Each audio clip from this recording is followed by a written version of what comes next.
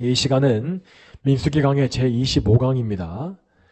오늘은 하나님을 기쁘시게 하는 순종이란 무엇인가 라는 제목으로 하나님의 거룩한 말씀을 증거하겠습니다. 자, 오늘 우리는 민수기 8장의 마지막 부분을 살펴보게 됩니다. 이 민수기 8장은 성막이 모두 만들어지고 그 성막의 기능을 시작하기 위한 마지막 단계를 보여주고 있다고 말씀드린 바 있습니다. 하나님은 모세를 부르셔서 이 성막에 관련된 모든 부분을 하나하나 세세하게 말씀해 주셨습니다. 그리고 하나님은 모세가 실수를 범하지 않게끔 성막의 모습을 보여주셨다고도 하였습니다. 모세가 그때에 환상을 본 것인지 아니면 어떤 정확한 설계도를 본 것인지는 알 수 없습니다. 그렇지만 모세는 성막의 모든 것을 정확하게 보고 들었으며 자신이 계시받은 그대로의 성막을 한치의 오차도 없이 정확하게 제작하였습니다. 또한 하나님은 그 성막에서 이루어질 사역에 대해서도 대한 계시도 하나하나 정확히 말씀해 주셨습니다. 그래서 모세와 아론은 제사장의 예복과 제사 방법과 절기에 대한 법 등을 모두 명령받았고 그 모든 것들을 정확하게 실행했죠. 그리고 마지막으로 하나님은 성막을 이동시키는 방법과 레위인들의 사역 역시 말씀해 주셨으며 그 레위인들을 사역자로 세우시기 위한 레위인의 봉헌식까지도 명명백백히 계시해 주셨습니다. 그리고 오늘 우리가 보게 될 이 본문은 이 레위인의 봉헌식이 말씀대로 행해지는 장면을 보여줍니다. 하나님께서 명령하신 정결 예식과 또한 제사가 그대로 드려졌고 그래서 레위인들은 비로소 하나님께 속한 사역자가 되음으로써 그들의 직무를 시작하였습니다. 이것이 오늘 말씀이 다루고 있는 사건입니다. 정리하자면 오늘 이 본문은 철저한 순종을 통해서 성막의 사역이 시작되어지는 과정을 보여주고 있습니다.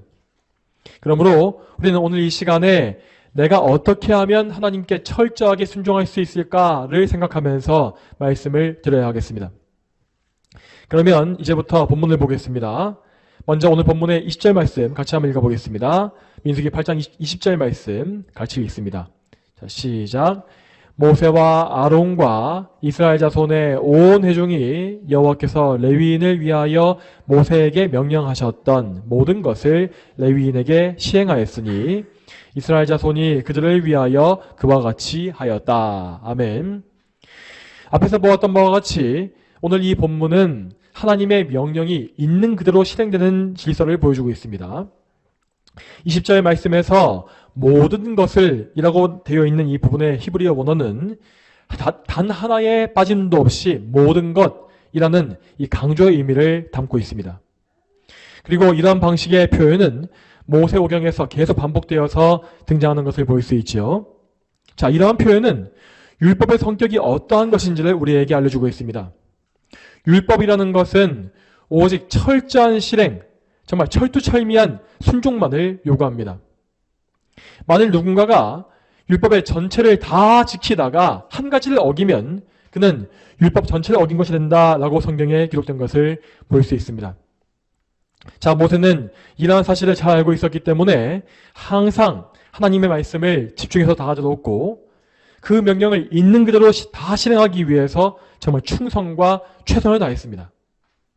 그리고 모세는 40년간 사역을 하면서 계속 이 원칙, 순종의 원칙을 지켜 행했습니다. 이렇게 모세가 하나님의 명령을 백성들에게 행하고 백성들이 그 말씀에 따랐을 때에 이스라엘 백성에게는 그 어떤 징계나 재앙이 임하지 않았습니다. 하나님의 말씀에 그대로 따르는 것은 하나님을 기쁘시게 하는 일이었고 또한 이 세상에서 가장 안전하고 올바른 길이었습니다. 이스라엘이 하나님께 순종할 때에 하나님은 그들과 가까이 하시며 동행해 주셨고 많은 재앙과 대적의 공격으로부터 그들을 보호해 주셨습니다. 그러나 이스라엘이 하나님 말씀을 떠나고 불순종의 길로 빠질 때에 그들은 크나큰 어려움에 부딪히고 온갖 징계와 재앙을 당하게 되었습니다. 자, 불순종에 징계가 따라오는 것은 너무나도 당연하고 합당한 일이었습니다. 자, 왜냐하면 그것은 하나님과 이스라엘이 맺은 언약을 깨는 일이었기 때문입니다. 하나님은 당신의 권능으로서 이스라엘 백성을 구원하셨고 친히 그렇게 해서 그들의 하나님이 되셨습니다. 하나님께서 그들의 하나님 되신다라고 하는 이 말은 이스라엘이 하나님의 다스리심과 보호하심 아래 들어간다라는 의미였죠. 그러므로 이스라엘은 불순종에 대해서 항상 특별한 하나님의 간섭을 받을 수밖에 없었습니다. 인간의 눈으로 보자면 불순종을 조금 하더라도 봐주고 넘어가는 것이 사랑이라고 생각할지 모르겠습니다. 그렇지만 그렇게 죄를 간과하고 대충 덮어두는 것은 하나님의 거룩하신 성품과 사랑에 어울리지 않는 불의한 일입니다. 하나님은 당신의 백성에게 항상 선을 행하심으로 그들이 죄악의 길로 향하는 것을 절대 그냥 방치하실 수가 없는 것입니다. 만일 하나님이 당신의 백성인 이스라엘을 죄악에 내버려 두신다면 그것은 오히려 하나님께서 언약을 어기시는 일인 것입니다. 그러므로 신실하신 하나님은 이스라엘이 언약을 이탈해서 계명을 깰 때에 친밀하게 개입하셔서 그들을 훈계하시며 바른 길로 이끄시는 일을 항상 행하셨습니다. 또한 반대로 이스라엘 백성의 편에서도 언약은 반드시 지켜져야 했습니다. 물론 우리가 아는 바와 같이 죄인이 하나님의 계명을 완벽하게 지켜내는 것은 불가능합니다. 그렇지만 이스라엘 백성은 적어도 정말 자신의 온 마음을 다해서 하나님을 사랑하는 가운데에서 그분의 계명대로 행하기 위해서 최고의 집중과 노력을 다 기울여야 했습니다. 그리고 그들은 하나님의 능력으로 순종을 행하기 위해서 항상 하나님의 은혜, 그분의 능력을 구해야 했죠. 이렇게 참된 믿음을 가지고 하나님께 순종하기 위해서 힘쓰는 가운데에 어쩔 수가 없이 죄인이라서 계명을 어긴 것에 대해서는 하나님은 속죄제를 통한 죄 용서의 길을 열어주셨습니다. 여러분, 구약성경에 나와 있는 속죄제, 이 속죄 제사라는 것은 결코 고의적으로 하나님을 거역하는 불신자를 위해서 주어진 것이 아닙니다. 오직 하나님을 사랑함으로 그분의 말씀에 순종하기 힘쓰는 참된 성도만이 이 속죄의 제사를 통하여서 오실 그리스도의 은혜를 미리 맛보았던 것입니다. 자, 그러면 계속 이어서 21절 말씀을 같이 보겠습니다. 오늘 본문의 21절 말씀 같이 읽어보겠습니다. 자, 시작. 레위인들이 죄에서 스스로 깨끗하게 하고 자신들의 옷을 빨았으며 아론은 그들을 흔들어 바치는 제물같이 여호와 앞에 드리고 또 그들을 속죄하여 정결하게 하였다. 아멘. 여기에서는 모세와 아론에게서 시작된 순종이 레위인들에게로 이어지는 것을 볼 수 있습니다. 레위인들은 모세를 통해서 하나님의 명령을 받았고 그 들은 명령에 온전히 복종했습니다.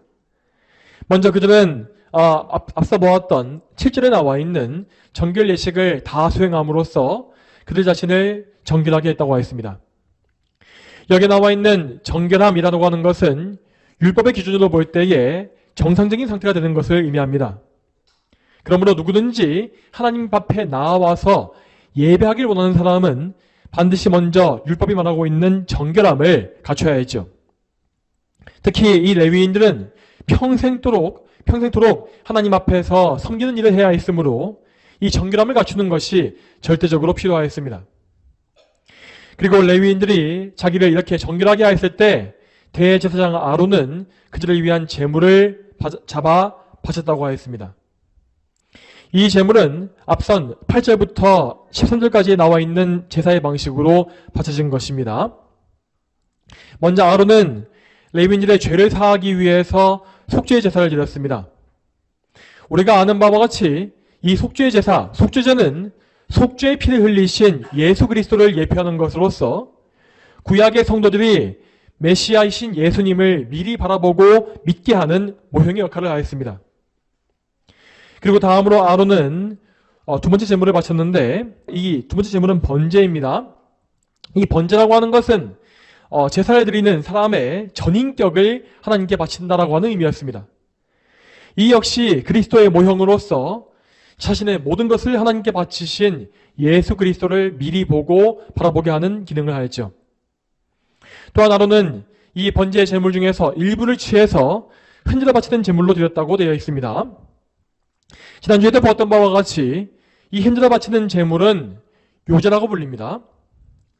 요제는 제사장이 제물을 하늘로 들어 올려서 좌우로 흔든 후에 다시 내려놓는 방식으로 진행된다고 하였습니다. 요제에서 제물을 높이 들어 올리는 것은 먼저 이 제물을 하나님께 바친다라는 의미이고, 또 좌우로 흔드는 것은 그 제물이 하나님께 바쳐진 것을 확증하는 동작입니다. 그리고 다시 제물을 내린다는 것은 그 제물을 하나님께서 사람들에게 다시 내려주신다라는 의미를 담고 있죠. 그러므로 레위인 봉헌식의 제물을 요제로 바치는 것은 레위인들이 하나님께 어떻게 바쳐지는 것인지를 잘 보여준다고 하겠습니다. 이 제물이 하늘로 들어 올려지는 것은 곧 레위인들이 그 제물과 같이 하나님께 바쳐졌음을 보여줍니다. 그리고 그 제물이 하늘에서 좌우로 흔들어질 때 레위인들의 봉헌은 확증되는 것이었습니다. 또한 제물이 다시 땅으로 내려지는 것은 하나님께 한번 바쳐진 레위인들이 이 땅으로 다시 내려지는 것을 의미합니다. 하나님께서는 이때에 레위인들을 제사장들에게 주심으로써 제사장의 모든 직무에 복종하도록 명하신 것입니다. 이러한 봉헌 예식의 과정을 통하여서 레위인들은 하나님 앞에 온전히 준비되어지고 바쳐지는 과정을 거쳤습니다. 자, 이 과정 속에서 레위인들에게 궁극적으로 요구되는 것이 무엇이겠습니까? 그것은 바로 오실 메시아 예수 그리스도를 바라보는 믿음이었습니다. 그들은 구약의 제사의식에 의지하는 것이 아니라 그 제사의식이 가리키고 있는 구원자를 바라봐야 했던 것입니다. 자, 계속 이어서 22절을 보겠습니다. 오늘 본문 말씀의 22절 말씀 같이 읽겠습니다. 자, 시작. 자, 그 후에야 레위인들이 들어가서 아론과 그 아들들 앞 회막에서 일하였으니 여호와께서 레위인에 관하여 모세에게 명령하신 대로 그와 같이 그들에게 행하였다. 아멘. 자, 이 말씀은 레위인들이 하나님의 말씀에 순종한 이후에 그들의 직무를 시작했다라는 사실을 말해줍니다. 하나님은 택하신 백성에게 믿음을 선물해 주시며 그 믿음 안에서 말씀에 순종할 것을 명하십니다. 말하자면 그러므로 이 참된 순종이라는 것은 성도가 가진 믿음을 보여주는 증거라고 할 수 있습니다. 하나님은 믿음으로 순종하는 사람들에게 더 많은 직무를 맡겨주심으로써 그들이 하나님의 영광을 위해서 더 풍성하게 봉사할 수 있는 기회를 주십니다. 이러한 원리에 의하여서 레위인들은 먼저 하나님께 순종하고 나서 하나님을 섬길 수 있는 영광을 누린 것입니다. 자, 이러한 순서와 원리에 대해서 성경의 말씀을 찾아보겠습니다. 자, 사무엘상 15장 22절과 23절 말씀 같이 보겠습니다. 사무엘이 말했다. 여호와께서 번제와 다른 제사를 여호와의 음성을 듣는 것 같이 기뻐하시겠습니까? 순종이 제사보다 낫고 듣는 것이 순양의 기름보다 낫습니다. 그러나 거역하는 것은 점술의 죄와 같고 완악한 것은 우상을 섬기는 죄와 같습니다. 왕이 여호와의 말씀을 거역하니 여호와께서도 왕을 버려 왕이 되지 못하게 하셨습니다. 아멘. 여기서 사무엘은 말하기를 순종이 제사보다 낫고 듣는 것이 순양의 기름보다 낫다라고 하였습니다. 이 말씀과 같이 하나님은 항상 당신의 말씀에 전적으로 순종하는 사람을 가장 기뻐하십니다. 이것은 아무 지식이 없이 행하는 맹목적인 복종을 말하는 것이 아니라 하나님을 알고 그분을 사랑하며 신뢰하기 때문에 나오는 순종입니다. 하나님을 믿음으로써 행하는 순종은 인간이 창조되어진 목적을 회복하는 것이며 또한 사람을 가장 아름답게 만드는 것입니다. 그렇지만 반대로 어떤 사람이 하나님을 이렇게 신뢰하지 아니한다면 그는 아무리 많은 예물을 하나님께 바친다 할지라도 하나님을 기쁘시게 할 수가 없습니다. 하나님은 사람이 눈가림으로 행하는 종교의식을 다 알고 계시며 그 안에 있는 중심을 살피십니다. 또한 사무엘은 또 말하기를 사울왕이 하나님께 순종하지 않은 것으로 인하여서 그 왕의 직분을 잃어버릴 것이다 라고 하였습니다. 여러분, 이스라엘 나라의 왕은 그 통치권을 스스로 독점하고 있는 절대 군주가 아니었습니다. 이스라엘의 왕은 하나님이시고 이 땅의 왕은 하나님의 왕권을 왕국에 펼치는 역할을 하는 대리인이었죠. 그러므로 이스라엘 백성의 왕들은 항상 하나님의 율법에 철저히 순종해야 했으며 율법을 어기게 되면 그 왕권을 빼앗기게 된 것입니다. 자, 여러분, 이러한 원리는 우리에게도 적용할 수 있는 것입니다. 여러분, 우리 각 사람은 성도로서 다 하나님을 섬기는 직무를 맡고 있습니다. 성도라고 하는 존재는 그리스도의 몸에 속한 지체질이기 때문에 그리스도께서 하시는 바와 같이 하나님께 순종하는 삶을 살아야 마땅합니다. 그렇지만 만일 누군가가 스스로 성도라고 지칭하면서도 순종의 열매를 맺지 않는다면 그는 자기의 정체가 무엇인지를 보여주는 것과 같습니다. 누구든지 순종을 사모하지 않는 사람은 성령님의 내주하심이 없는 것이고 또한 예수 그리스도의 몸에 속하지 않은 거짓 신자입니다. 따라서 누구든지 하나님을 섬기기를 소원하는 모든 사람은 먼저 나 자신에게 순종의 열매가 맺히고 있는지를 점검하고 회개와 경건과 또 믿음에 힘써야 할 것입니다. 그리고 더 나아가서 교회 안에서 중요한 직분을 맡은 사람들은 더더욱더 순종을 위해서 힘써야 합니다. 사도 바울은 이에 대해서 말씀하기를 맡은 자에게 요구되는 것은 충성이다라고 했습니다. 그리고 우리 예수님께서도 말씀하시기를 많이 맡은 자에게는 더 요구할 것이다 라고 말씀하신 바 있습니다. 이런 말씀과 같이 그리스도의 몸 안에서 더 많은 직무를 맡은 사람은 자기 소명의 무게감을 인식하면서 항상 하나님께 더 많은 은혜를 간구해야 합니다. 예를 들어서 목회자가 하나님의 명백한 말씀에 반복적으로 불순종하고 악한 길을 가게 되면 분명 하나님은 그를 징계하심으로써 그를 바른 길로 인도하실 것입니다. 그렇지만 그가 징계에도 불구하고 계속해서 똑같은 불순종을 반복한다면 하나님은 비로소 그에게서 은사를 거두시고 직분을 더 이상 행하지 못하게끔 만드실 것입니다. 자, 여러분, 이러한 원리는 비단 목회자에게만 적용되는 것이 아닙니다. 하나님은 그분의 은혜를 사모하는 사람에게 더 많은 은혜를 주시지만 은혜를 사모하지 아니하고 자기 고집대로 사는 사람에게는 있었던 은혜도 거두어 가십니다. 우리는 이러한 사실을 알고 온전한 순종과 충성을 위해 힘쓰는 백성이 되어야 하겠습니다. 다음으로 오늘 본문의 마지막인 23절부터 26절을 같이 보겠습니다. 민수기 8장 23절부터 26절까지 같이 한번 읽어보겠습니다.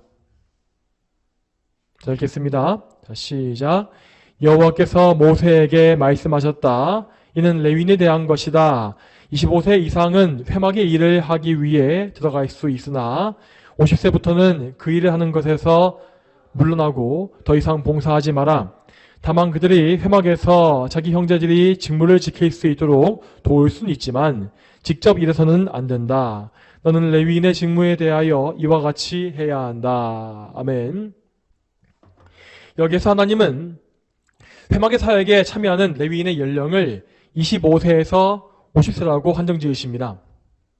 그런데 앞에서 보았던 민수기 4장을 보게 되면 레위인들의 나이 제한을 30세에서 그러니까 25세가 아니라 30세에서부터 50세라고 말씀하는 것을 볼 수 있습니다.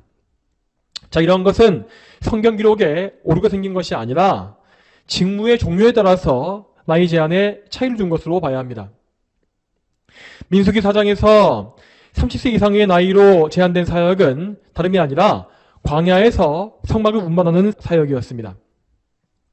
성막은 가장 거룩한 구조물이었기 때문에 그것을 다루는 레위인들은 운반의 모든 과정에 있어서 최대의 집중력과 경외심을 가져야 했습니다.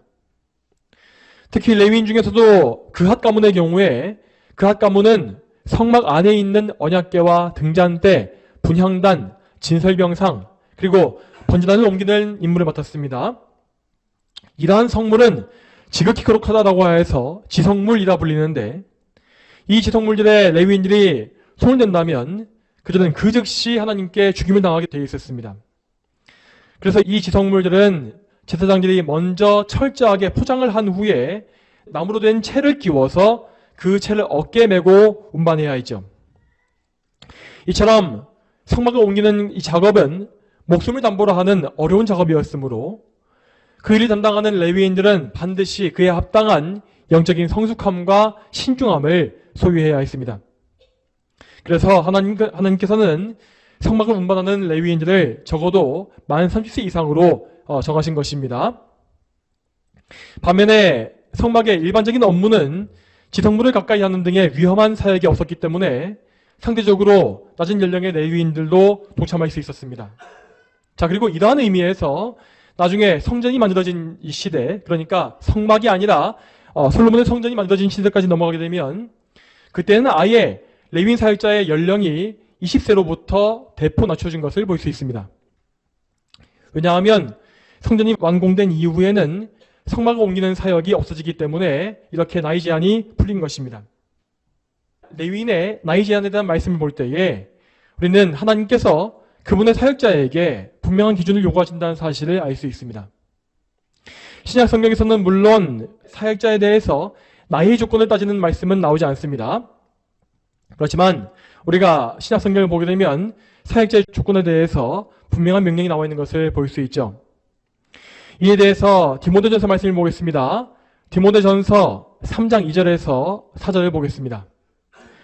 그러므로 감독은 책망받을 것이 없고 한 아내의 남편이며 절제하고 신중하고 단정하며 나그네를 잘 대접하고 가르치기를 잘하며 술을 즐기지 않고 구타하지 않으며 온화하고 다투지 않으며 돈을 상하지 않으며 자기 집을 잘 다스리고 자녀들을 모든 단정함으로 복종하게 하는 자라야 한다. 아멘. 자, 이 말씀에 나와 있는 감독이라는 이 단어는 한 지역교회를 실제로 돌보고 말씀을 선포하는 목사를 가리킵니다. 지금 이 말씀에 나와 있는 조건들을 하나하나 다 볼 수는 없겠지만 하나님은 분명히 이 말씀에서 목회자의 조건을 상세하게 지정해주고 계십니다. 또한 신약 성경의 직분자들을 보게 되면 장로라는 직분을 가르치는 장로와 다스리는 장로라고 나눠서 말하고 있는데 여기에서 가르치는 장로는 목사이고 다스리는 장로는 교회의 정치를 담당하는 장로를 의미합니다. 그러므로 방금 읽었던 디모데전서 말씀은 목사뿐만 아니라 장로에게도 해당하는 말씀임을 우리는 알 수 있습니다. 그리고 이 말씀 뒤에 나와 있는 말씀을 보게 되면 집사의 조건 역시 상세하게 나와 있는 것을 볼 수 있습니다. 이에 대해서 또한 말씀을 보겠습니다. 디모데전서 3장 8절과 9절 말씀 같이 보시겠습니다. 디모데전서 3장 8절과 9절 말씀 계속 이어서 한번 보겠습니다. 읽겠습니다. 자, 시작. 이와 같이 집사들도 존경할 만하며 일구이연을 하지 않고 많은 포도주에 빠지지 않으며 부정한 이득을 탐내지 않고 깨끗한 양심에 믿음의 비밀을 간직한 자라야 한다. 아멘. 여기에 나와 있는 집사라는 직분은 교회에서 봉사를 주로 담당하는 직분입니다. 그러므로 집사의 조건은 안수 집사뿐만 아니라 교회에서 재반 봉사를 담당하는 모든 사람들에게 폭넓게 적용할 수 있는 조건이라고 할 수 있습니다. 자, 여러분, 이처럼 하나님은 당신을 섬기는 성도들에 대하여서 신실한 믿음과 경건한 삶을 요구하십니다. 그러므로 교회들은 사람의 요구에 따라서 직분자를 세우는 것이 아니라 하나님의 이러한 명령에 귀를 기울이고 또한 순종해야 합니다. 만일 교회가 하나님께 순종하지 아니하고 이 시대의 분위기와 인간의 요구에 따르게 된다면 어떻게 되겠습니까? 그러면 그 교회에서는 성령님의 역사가 사라지고 사랑이 식어지게 됩니다. 앞에서 말한 바와 같이 순종하지 않는 자는 하나님께서 주신 권위와 직분을 빼앗기고 마는 것입니다.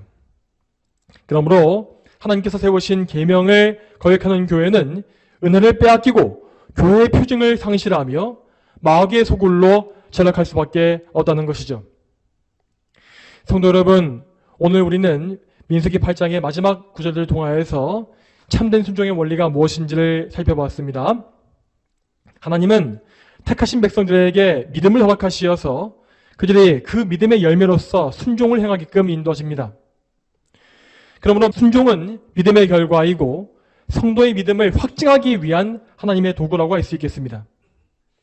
성도가 믿음을 가지고 말씀에 순종할 때에 하나님은 그 순종을 크게 기뻐하시며 그들에게 더 큰 은혜와 섬김의 기회를 허락해 주십니다. 자, 여러분, 그러면 하나님은 왜 우리의 순종을 기뻐하시는 것이겠습니까? 여기에서 우리는 또다시 하나님의 은혜로 돌아가야겠습니다.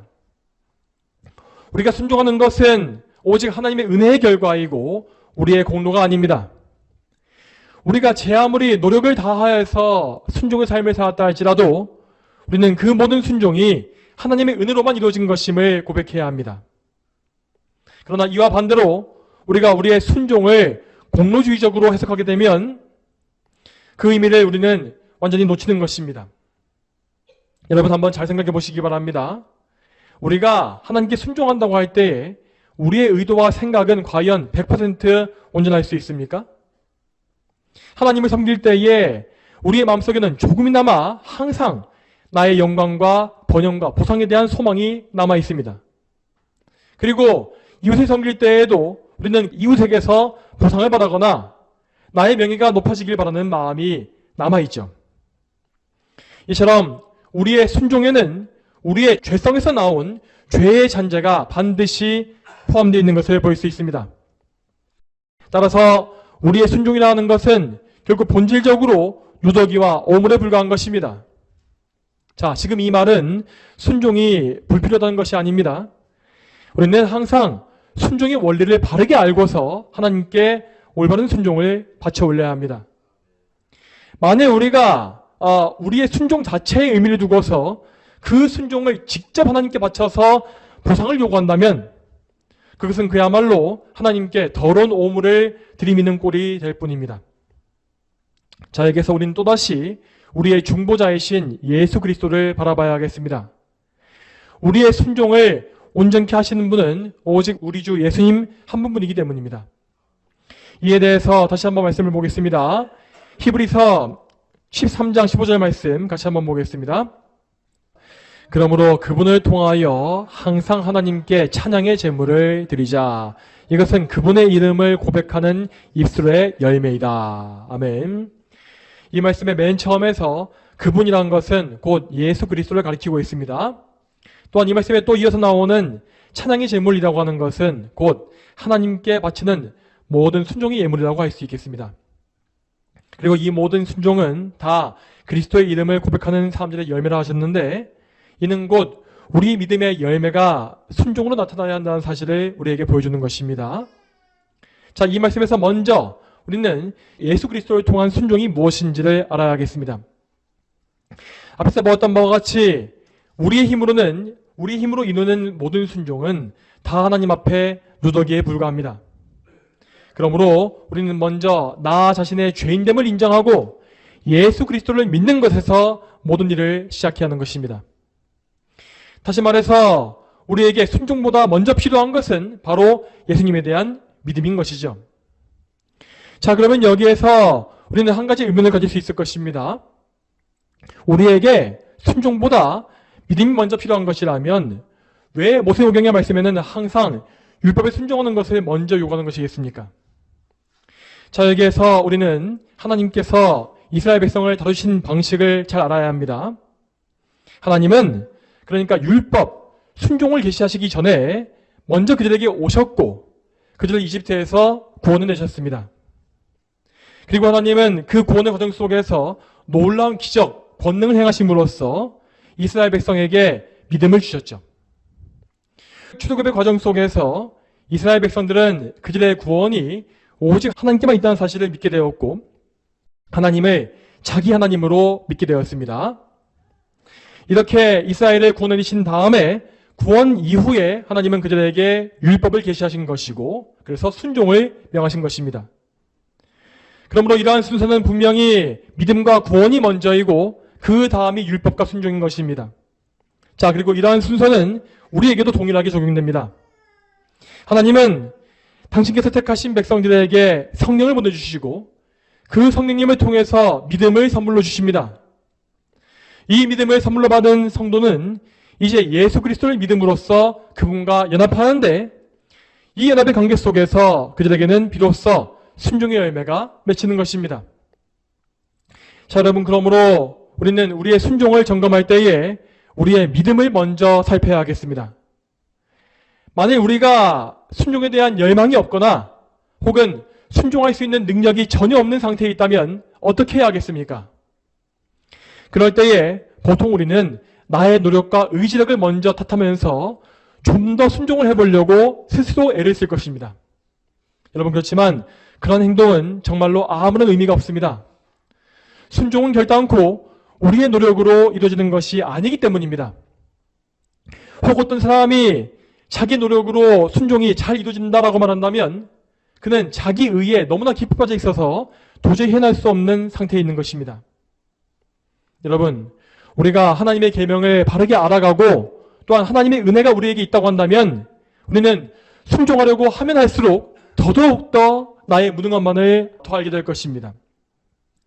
하나님의 순전한 계명 앞에서 내가 얼마나 무력하고 또 악한지를 알게 되고 아무리 몸부림쳐도 내가 순종할 수 없는 나의 죄성에 절망할 수밖에 없는 것이죠.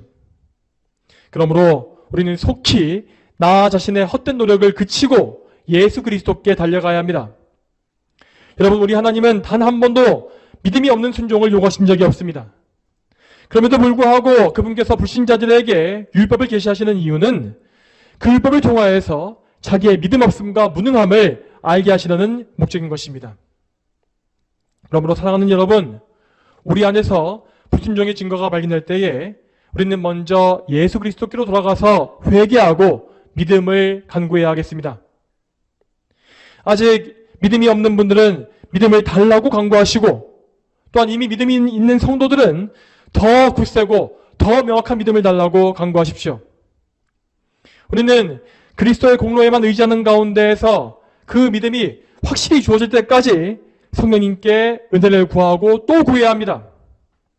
이러한 간절함과 애통함이 없이 반복적으로 나의 노력을 의지하고 있다면 그런 사람에게는 믿음의 선물이 주어질 수가 없습니다.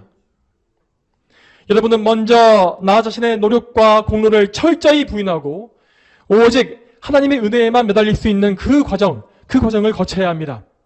그렇지 않으면 여러분에게는 결코 참된 믿음이 생기지 않을 것이고 순종의 열매 역시 맺힐 수가 없는 것입니다.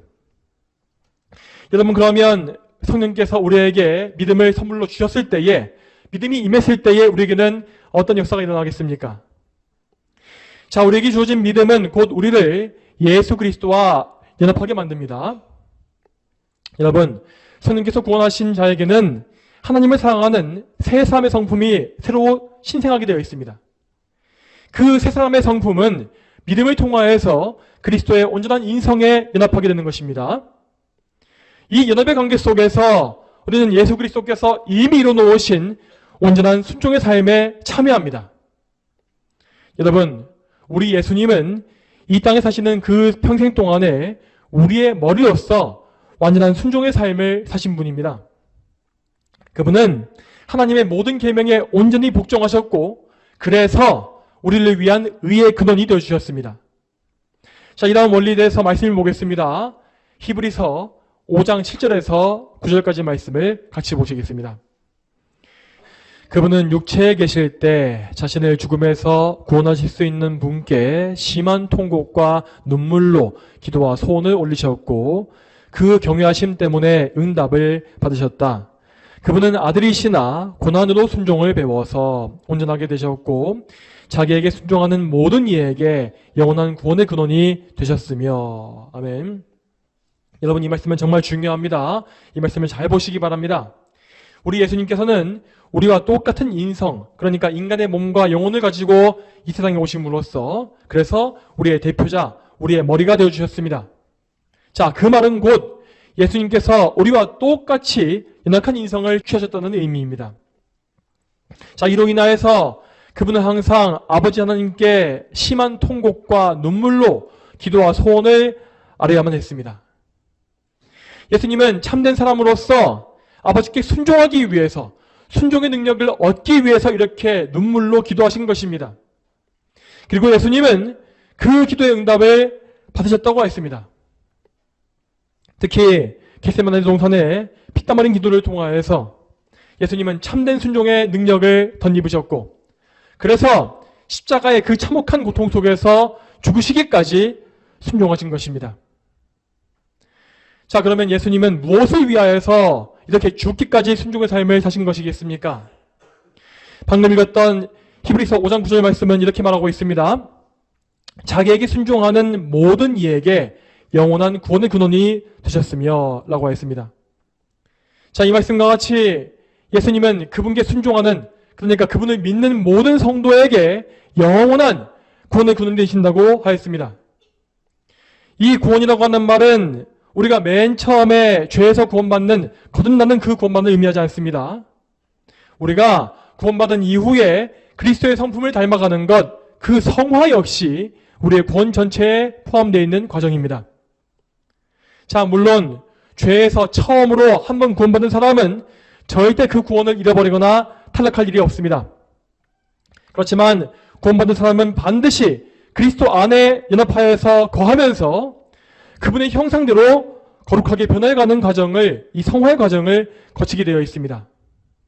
자, 이 성화라는 것은 하나님께서 반드시 행하시는 일이기 때문에 모든 성도에게 반드시 다 일어나는 일입니다. 이렇게 우리가 거룩해져 가는 것을 가리켜서 우리는 성화구원이다 라고 칭하기도 합니다. 이 성화구원은 우리 안에 죄의 잔재가 제거되어 가는 과정입니다. 우리 안에 남아있는 옛사람의 성품이 점점 더 죽고 이 세상에 속한 죄의 찌꺼기가 정리되어지며 내 삶의 모든 것들이 점점 더 하나님께로 다 모여지는 것이죠. 다시 말씀드리지만 우리는 맨 처음에 믿음의 선물 받고 죄에서 구원받을 그 당시에 이미 그때 완전한 구원을 받은 것입니다. 우리는 그때에 이미 십자가에 나의 옛사람을 못 박았고 거듭났기 때문에 하나님의 영광을 위한 새 삶을 시작합니다. 그렇지만 그 이후에 우리는 지속적으로 예수 그리스도 안에서 그리스도의 성품을 닮아가는 성화의 과정을 거친다는 것입니다. 자, 여러분, 이 성화의 과정은 오직 예수 그리스도의 공로를 통해서만 이루어지는 것입니다. 그러므로 우리는 항상 순종의 삶을 위하여서 예수님께 의지하고 또 의지해야 합니다. 먼저 그리스도 안에 능력이 있음을 믿고 그 믿음으로써 그분의 능력을 구하며 받는 그런 기도의 삶을 살아야 하는 것입니다. 이렇게 우리가 그리스도 안에서 순종을 행할 때에 그 순종은 반드시 이 땅에 멈춰 있는 것이 아니라 하나님을 기쁘시게 하는 예물이 되어서 하늘에 올라갑니다. 비록 우리가 하고 있는 순종 그 자체는 여전히 누더기와 같지만 예수님의 중보하심을 통하여서 우리의 순종은 하나님의 예물로서 온전해지는 것입니다. 하나님 아버지는 우리의 공로가 아니라 예수님의 공로를 보심으로써 우리의 순종을 기쁘게 받으십니다. 이렇게 예수님을 통해서 순종이 이루어질 때에 우리는 참으로 아버지를 기쁘시게 하는 순종의 삶, 영화로운 삶을 살 수가 있다는 것입니다. 사랑하는 성도 여러분, 오늘 들으신 이 말씀을 잘 기억하시고 항상 믿음과 순종의 삶을 사모하시기 바랍니다. 매일 매순간 믿음으로 그리스도께 의지하시고 그리스도를 통하여서 하나님께 순종의 예물을 바쳐 올리시기 바랍니다. 이러한 순종의 삶에는 분명히 많은 고난과 어려움이 있겠지만 그 고난 가운데서도 늘 그리스도만 바라보시면서 능력을 구하십시오. 누구든지 믿음으로 예수님 안에 거하는 사람들은 예수님 안에서 승리하는 백성이 될 것입니다. 저와 여러분 모두가 이 믿음 가운데에서 하나님을 기쁘시게 하는 거룩한 순종의 삶을 살게 되기를 예수님의 이름으로 축복합니다. 다 함께 기도하시겠습니다. 하나님 아버지, 오늘도 믿음과 순종의 원리에 대해서 민수기의 말씀을 보게 하심에 참으로 감사합니다. 이 말씀을 통해서 저희가 항상 하나님께 참된 믿음을 구하게 해주시고 믿음이 없는 사람들은 그 믿음에 대한 간절함이 더 커지게 하시며 믿음이 이미 있는 성도들은 자신의 믿음의 불완전함을 고백하면서 더 큰 믿음, 더 온전한 믿음을 하나님께 항상 구할 수 있도록 주여 인도하여 주시옵소서. 또한 우리가 이 믿음 가운데에서 예수님과 연합하여서 예수님 안에서 순종의 삶을 살게 하셔서 정말 예수님의 이름을 통해서 하나님께 온전한 순종의 예물을 바칠 수 있도록 주여 항상 저희를 인도해 주시옵소서. 감사드리옵고 이 모든 말씀 거룩하신 예수님의 이름으로 기도 올립니다. 아멘.